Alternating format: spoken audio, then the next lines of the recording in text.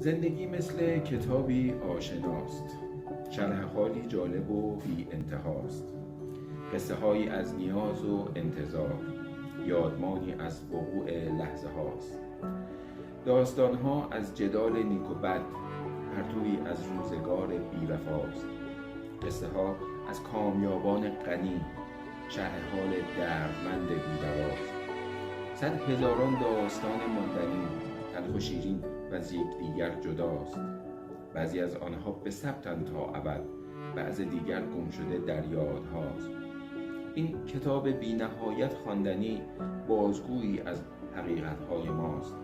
خالق این داستان‌های عجیب قدرتی مطلق که نام او خداست. چون کتاب سرنوشت با خط اوست، لطف او در قصه تنها رهگشاست. گرچه تا آخر نوشته این کتاب برگشت تازه و